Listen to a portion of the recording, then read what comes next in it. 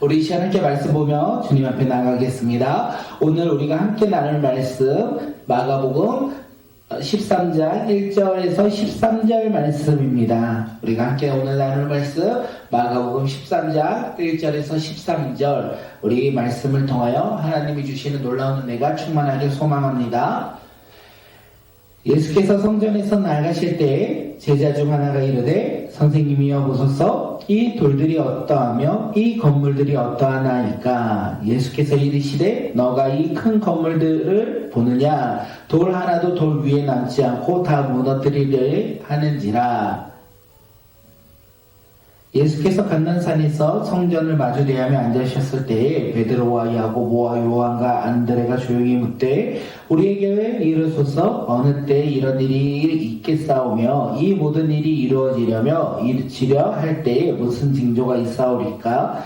예수께서 이르시되 너희가 사람의 미혹을 받지 않도록 주의하라.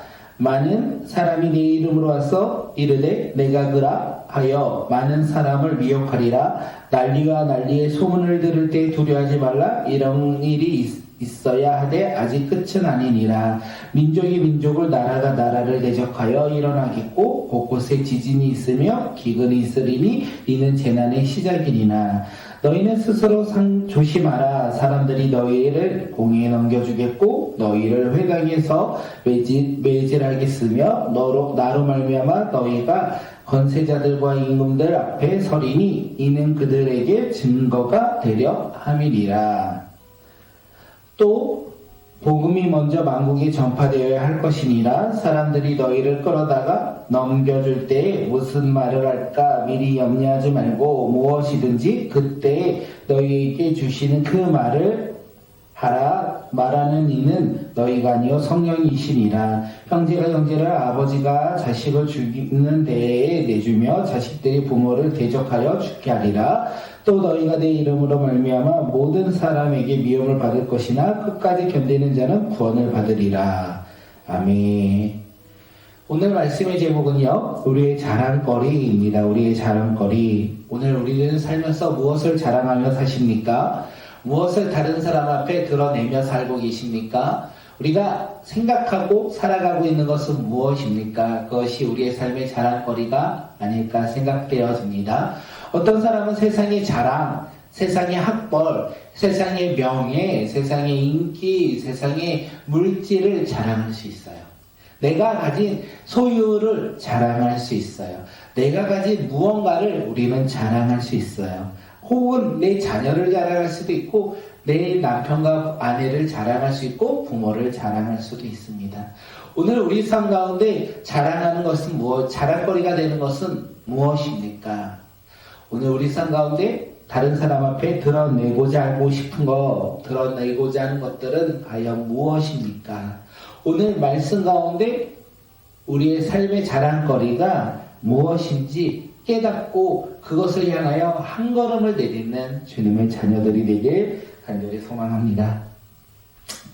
예수님께서는 제자들에게 이제 어저께 서기관들을 삼가라, 그들의 모습을 삼가라 라고 말씀하셨고 가난한 두 가부의 두 랩돈을 하나님께서 보시며 기뻐하신다 라고 말씀하셨어요.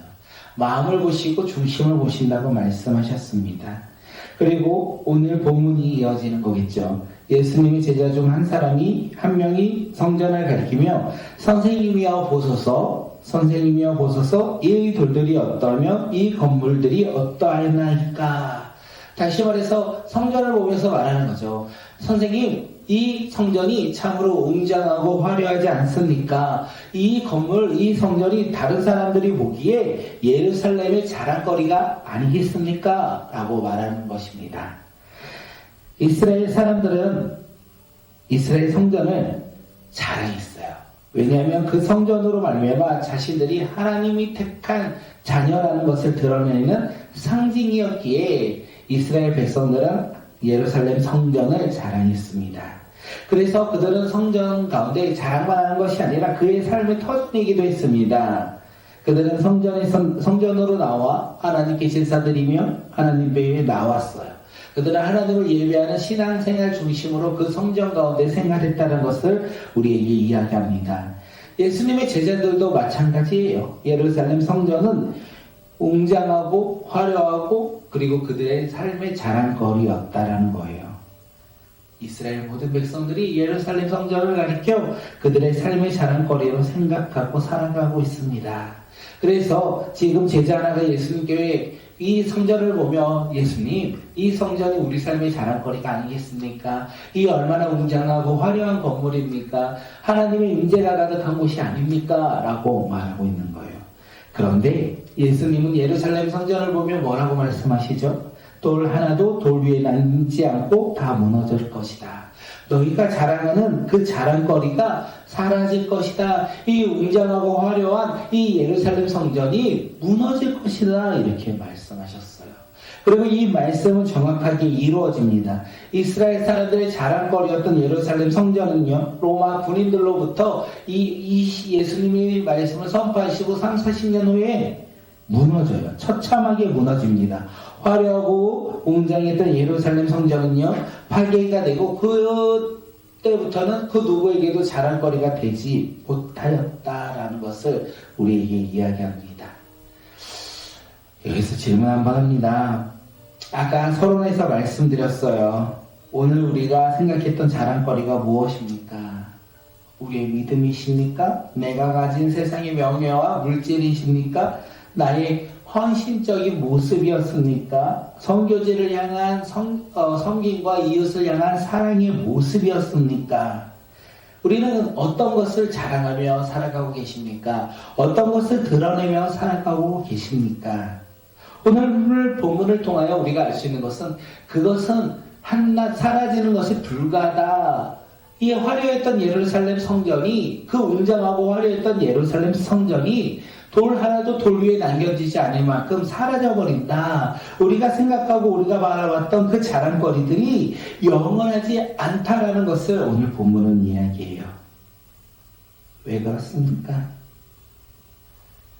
예루살렘 성전은 왜 예수님께서 무너질 것이라 말씀하셨습니까? 예수님이 말씀하셨기 때문에 그것이 이루어진 것입니다. 또한 예루살렘 성전이 더 이상 그 의미가 사라졌고 퇴색했기 때문에 그렇습니다. 하나님의 아들 예수 그리스도가 이 땅에 오심으로 말미암아 더 이상 예루살렘 성전이 필요 없어요. 하나님께 제사를 드리는 방법이 변화되었다는 것을 우리에게 이야기합니다. 그동안에 예루살렘 성전에 나아가 제사로 하나님 앞에 나아갔어요. 그런데 이제는 믿음으로 우리가 하나님 앞에 나아가야 돼요. 예수 그리스도를 향한 믿음으로 우리가 하나님 앞에 나아가는 것이 변화되었다는 거예요. 예전 것은 사라진다는 거예요. 예루살렘 성전은 예전 것이 되었다라고 성경은 이야기합니다. 이처럼 우리의 삶 가운데 우리가 자랑거리라고 생각했던 것들이 무너질 수밖에 없어요. 왜냐하면 그것은 예수님이 아니기 때문에 그렇습니다. 우리의 자랑거리가 예수님이면 영원하게 유지되겠지만 우리의 자랑거리가 예수님이 아닌 다른 무엇이었다면 그것은 사라진다는 거예요. 왜냐하면 예수님이 이 땅 가운데 나를 위해, 나의 죄를 위해 오셨기 때문에 그렇습니다. 그렇게 우리의 자랑거리는 이제 단 하나밖에 없어요. 오직 예수. 오직 예수만을 자랑할 수밖에 없는 사람으로 변화된다는 거예요. 사랑하는 성도 여러분, 우리의 자랑은 예수 그리스도가 되시길 바라겠습니다. 우리의 자랑은 내가 아닌 예수 그리스도가 되시길 소망합니다. 우리 꿈꾸는 교회의 자랑거리가 우리의 무언가가 아니라 예수 그리스도가 되길 소망합니다. 예수 말고 다른 것이 먼저 자랑된다면 그것은 잘못된 모습이라는 거예요. 우리의 삶 가운데 가장 우선시되고 우리 삶 가운데 가장 자랑거리가 되는 것은 오직 예수 그리스도, 그 주님만을 바라보며 살아가는 믿음의 자녀들이 오늘 이 시간 우리 모두가 되길 소망하고, 우리가 추석 연휴를 맞이하여 그 자랑거리 되신 예수님을 자랑하기를 소망합니다. 만나는 자, 함께하는 자들에게 무엇을 전해야 됩니까? 나의 자랑을 전해야 되지 않습니까? 그게 바로 예수가 되기를 소망합니다. 그래서 예수의 사랑, 예수의 복음을 마음껏 추석이 아니죠. 설 연휴 동안 증거하고 전하는 믿음의 자녀들이 되길 소망하고, 우리 가정 가운데서도, 우리가 있는 그 가정 속에서도, 친정과 외가 모든 시간 속에서도 우리가 세상을 바라보며 이방 신들을 바라보며 헛된 것을 바라보며 나아가는 자들이 아니라 우리의 삶의 자랑이신 예수를 바라보며 살아가는 믿음의 자녀가 오늘 이 시간 우리 모두가 되기를 소망합니다.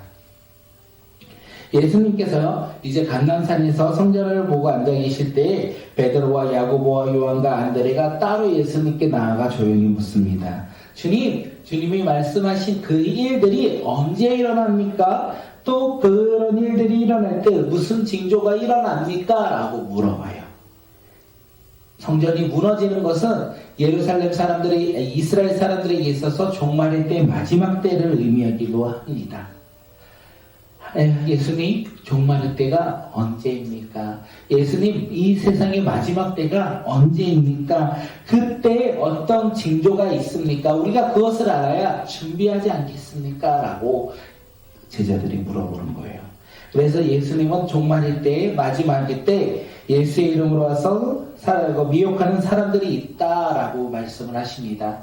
나를 사칭하는 사람들이 있다. 내가 예수다. 내가 보혜사다. 그렇게 미혹하는 사람들이 있다는 거예요. 우리나라에서도 제가 알기로는 40명 이상의 예수가 그 다음에 성령님이 육신으로 오셨다라고 하는 거짓된 미혹하는 사람들이 있다는 거예요.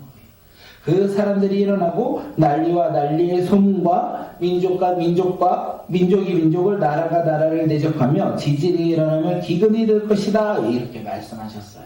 그리고 이뿐만이 아닙니다. 믿는 사람들이 고난당한다고 주님께서는 말씀하셨어요. 9절 우리 한번 말씀 읽겠습니다. 9절이요.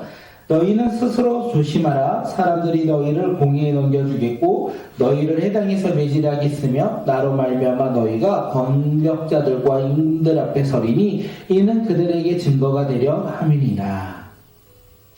사람들이요, 믿는 사람들을 공의에 넘겨준다, 회당에서 매질을 한다 라고 성경은 이야기해요. 또 예수 그리스도를 믿음으로 말미암아 세상 권력자들과 임금 앞에 서고 그들에게 예수님을 전하는 증인이 되기도 한다라고 말씀하셨어요. 이 모든 일들이 마지막 때 성전이 무너지기 전에 일어난다라고 예수님께서는 말씀하셨고 그 말씀이 이 예루살렘 성전이 무너지기 전에 이루어졌다라는 것을 우리는 알 수 있습니다. 그 사건들이 예수님의 말씀처럼 이루어졌다 이렇게 우리는 알 수 있어요. 예수님은요 또한 성전이 무너지기 전에 제자의 모습을 말하고 제자들에게 각오해야 된다, 다짐해야 된다라고 말하면서 뭐라고 말씀하십니까? 끝까지 견디는 자는 구원을 받는다 이렇게 말씀하셨어요. 13절이요. 또 너희가 내 이름으로 말미암아 모든 사람에게 미움을 받을 것이나 끝까지 견디는 자는 구원을 받으리라. 하나님의 말씀은 성전이 무너지기 전에 이루어졌습니다. 난리가 난리의 소문이 났고요. 그리고 미혹하는 사람들도 났었고요. 나라가 나라를 대적하였고요. 그리고 예수 믿는 자들이 박해받고 고난받고요. 복음이 전파되기도 했습니다. 그것이 끝이 아니라 예루살렘이 무너지는 상황에서 끝이 아니라 오늘 우리가 살고 있는 이 시대 속에도 동일하게 이루어진다는 거예요. 하나님의 말씀은 그 시대 속에서만 이루어지는 것이 아니라 오늘을 살아가고 있는 우리의 삶 속에서도 동일하게 이루어진다는 거예요. 예수님을 믿는 믿음의 사람들은요, 세상으로부터 박해를 받고 환난을 당할 것이다. 또한 예수님을 믿는다고 해서 우리는 세상 사람들 앞에서 어려움과 고난을 당할 것이다. 우리의 삶을 넘어 나라가 나라를 대적하고 전쟁과 기근이 계속 일어날 것이다. 그리고 예수를 미혹하는 사람들이 일어날 것이다. 이 모든 것이 이 시대 속에서도 여전히 동일하게 이루어지고 있다는 것을 우리는 알 수 있어요. 하나님의 말씀, 예수님이 말씀하셨던 그 시대 속에서 이루어졌던 사건들이 오늘을 살아가고 있는 우리의 시대 속에서도 동일하게 이루어지고 있다는 거예요. 이런 시대 속에서 우리는 모든 것을 피하고 도망가고 싶으십니까? 예수님을 믿는 것을 내려놓고 도망가고 싶으십니까? 세상의 박해와 두려움 때문에 주님을 멀리하고 싶으십니까? 예수님 13절에서 말하죠. 내 이름으로 말미암아 모든 사람이 미움을 받을 것이나 끝까지 견디는 자는 구원을 받으리라. 예수님을 믿는 믿음의 자녀들은요, 담대하게 굳세게 믿음으로 끝까지 견뎌내어야 한다는 거예요. 인내해야 한다라는 거예요. 인내하면 두려워하지 아니하고 오늘을 살아가야 한다라고 그 길을 걸어가야 한다고 예수님께서 우리에게 이야기하십니다. 놀라운 것은요, 우리가 그 상황 속에서 믿음으로 인내하며 걸어갈 때 그 길은 나 혼자 걸어가는 게 아니라는 거예요. 나보다 한 걸음 앞서 가시는 이가 있다는 것이죠. 나보다 한 걸음 먼저 그 길을 걸어가시는 분, 바로 주님께서 우리와 함께 하신다는 거예요. 그 주님이 나와 함께 하심으로 말미암아 나의 삶을 지키시고 인도하시고 보호하신다는 거예요. 그렇기에 우리의 삶은 두려움과 근심과 걱정이 아니라 이제는 믿음으로 인내하며 살아가는 주의 자녀들이 될 수 있다는 거예요. 다시 한번 말씀드립니다. 왜 우리가 그렇게 걸어갈 수 있습니까? 그 어려운 상황 가운데 고난 같은 상황 속에서도 우리가 왜 넘어지지 아니하고 믿음으로 걸어갈 수 있습니까? 주님이 함께 하기 때문입니다. 그렇게 우리는 주님을 자랑하며 살아가야 된다는 거예요. 우리가 주님을 바라보며 자랑하며 끝까지 인내하며 살아가야 한다라는 것을 오늘 우리는 알 수 있다는 것이죠. 사랑하는 성도 여러분, 오늘 우리 삶 가운데 예수님을 자랑하는 자들이 되길 소망합니다. 우리의 삶 가운데 예수 그리스도를 자랑하며 세상의 어려움과 환난과 두려움이 올지라도 어떻게 해요? 끝까지 견디어 구원받는 하나님의 자녀들이 오늘 이 시간 우리 모두가 되길 소망합니다. 우리의 자랑 대신 그 예수 그리스도로 말미암아 그 주님과 함께함으로 말미암아 구원받아 기쁨으로 살아가는 자, 기쁨을 누리며 영원한 생명의 소유를 누리며 살아가는 주의 자녀들이 오늘 이 시간 우리 모두가 되길 간절히 소망하고 오늘 이 아침 2월 8일 오늘 하루의 삶이 될 수 있도록 역사하여 달라고 우리 함께 기도하며 나가겠습니다.